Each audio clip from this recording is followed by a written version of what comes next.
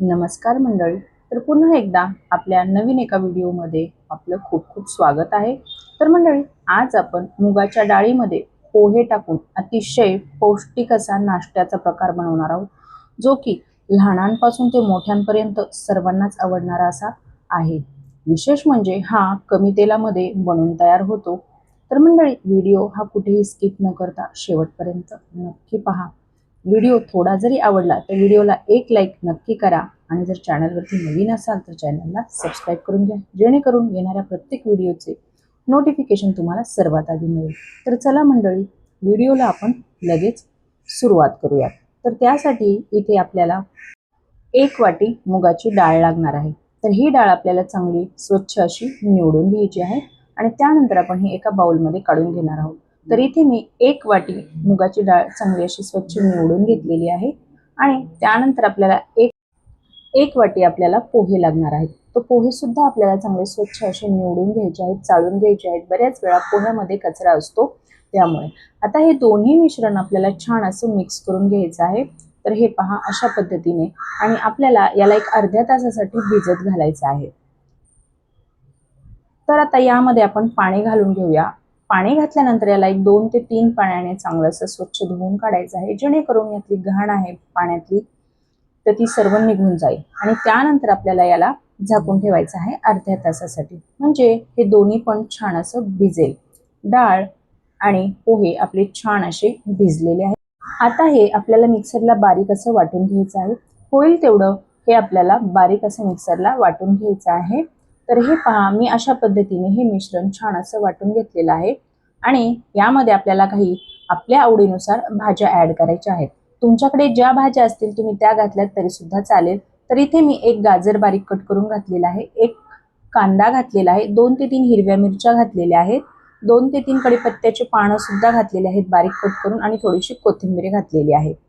अर्धा चमचा यामध्ये जिरे घातलेले आहेत, चवीनुसार मीठ घालायचं आहे आणि थोडीशी हळद सुद्धा घातलेली आहे आणि थोडं यामध्ये लाल तिखट घातलेलं आहे. हे लाल तिखट जास्त असं तिखट नाहीये, हे काश्मीरी लाल तिखट आहे. जर तुम्ही मुलांसाठी बनवत असाल तर यामध्ये तिखटाचं प्रमाण हे कमीच घाला. यामध्ये तुम्हाला हवा असेल तर तुम्ही सोडा सुद्धा घालू शकता, म्हणजे बेकिंग सोडा. यामुळे हा पदार्थ जास्त फ्लफी आणि नरम असा बनतो, पण मी यामध्ये सोडा अजिबात घातलेला नाहीये. आता याला चांगलं असं मिक्स करून घ्यायचं आहे. तर हे पहा, आता इथे आपण तवा गरम करायला ठेवलेला आहे. तव्याला छान असं तेल लावून घ्यायचं आहे. तर तुम्ही तेल, तूप, बटर इथे कशाचाही वापर करू शकतात तरी सुद्धा चालेल. तर इथे मी तव्याला थोडंसं तेल लावून घेतलेलं आहे. आता तेल लावल्यानंतर आपल्याला हे मिश्रण या पद्धतीने सोडून घ्यायचं आहे. तुम्हाला ज्या पद्धतीने आकार आवडत असेल तुम्ही त्या पद्धतीने इथे देऊ शकतात तरी सुद्धा चालेल. पण जर या पद्धतीने मुलांना असं हे छोट्या छोट्या पद्धतीने जर आपण बनवून दिलं ना, तर ते खूप छान आवडीने खातात. म्हणजे त्यांना असं वाटतं की आपण त्यांना काहीतरी वेगळं असं बनवून दिलेलं आहे. तर हे टिक्की सारखंच खायला लागतं, खूप छान लागतं. मुलं हे आवडीने खातात. त्यांना वेगळं असं काहीतरी पाहायला मिळालं की ते आवडीने खातात. लहान मुलांना जे पदार्थ दिसायला छान असतात ना, तर ते आवडीने खातात. आणि त्यांना ज्या भाज्या आवडत नाहीत ना, त्या जर आपण यामध्ये घातल्या ना, तर ते आवडीने खातात आणि त्यांच्या लक्षात सुद्धा येत नाही की यामध्ये आपण कुठली भाजी घातलेली आहे. तर मंडळी, हे दोन्ही साईडनी छान असं भाजून घ्यायचं आहे. थोडं थोडं तेल किंवा तूप लावून याला आपण भाजून घेऊ शकतो. तर हे पहा, मी याला दोन्ही साईडने छान असं भाजून घेत आहे. तुम्ही पाहू शकतात याला रंग सुद्धा किती सुरेख असा आलेला आहे. तर मंडळी, अतिशय झटपट आणि पौष्टिक असा हा मुगाच्या डाळीचा आणि पोह्याचा नाश्ता बनून तयार होतो. तर मंडळी, तुम्ही सुद्धा ही रेसिपी एकदा नक्की ट्राय करा. हे पहा, तुम्ही पाहू शकता रंग किती सुंदर आलेला आहे. आता आपण याला साईडला काढून घेऊया.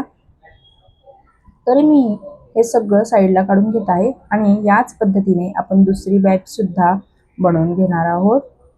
तर तुम्ही यावरती तीळ किंवा मग कोथिंबीर सुद्धा घालू शकतात. त्यामुळे सुद्धा हे दिसायला खूप छान दिसतात आणि मुले हे आवडीने खातात. तर मंडळी, तुम्हाला एक निवेदन आहे की तुम्ही आपला हा व्हिडिओ कोणत्या गावातून किंवा मग कोणत्या शहरातून पाहतायत हे मला कमेंटमध्ये नक्कीच कळवा, जेणेकरून मला सुद्धा कळेल की आपले व्हिडिओ कुठपर्यंत पोहोचतायत. आणि मी तुमचा धन्यवाद देखील करू शकेन. तर मंडळी, आपण दुसरी सुद्धा बॅच याच पद्धतीने बनवून घेतलेली आहे. वरतून मी अजून थोडंसं तेल घालत आहे. याला खूप कमी तेलामध्ये हे बनवून तयार होतात. अगदी झटपट आणि अतिशय पौष्टिक आणि चवीला म्हणाल ना तर भन्नाट असे लागतात. तर मंडळी, तुम्ही सुद्धा ही रेसिपी एकदा मुलांना टिफिनला नक्की बनवून द्या. मधल्या वेळेमध्ये सुद्धा मुलं आपल्याला काहीतरी खायला मागतच असतात. त्यावेळेला सुद्धा आपण त्यांना हा पदार्थ अतिशय झटपट आणि सोप्या पद्धतीने पौष्टिक असा बनवून देऊ शकतो. मुलं सारखं बाहेरचं काहीतरी खातात, त्यापेक्षा आपण त्यांना जर घरीच अशा पद्धतीने वेगळ्या वेगळ्या प्रकारचं पौष्टिक नाश्ता जर बनवून दिला तर ते आवडीने खातील आणि त्यांच्या लक्षात सुद्धा येणार नाही की आपण यामध्ये कुठली भाजी घातलेली आहे. तर मंडळी, तुम्हाला आजची रेसिपी कशी वाटली ते मला कमेंटमध्ये नक्कीच कळवा. व्हिडिओ थोडा जरी आवडला असेल ना तर व्हिडिओला एक लाईक नक्की करा. आणि जर तुम्ही चॅनलवरती नवीन असाल आणि अजूनही चॅनलला सबस्क्राईब केले नसेल तर सबस्क्राईब करून घ्या, जेणेकरून येणाऱ्या प्रत्येक व्हिडिओचे नोटिफिकेशन तुम्हाला सर्वात आधी मिळेल. तर चला मंडळी, पुन्हा भेटूया.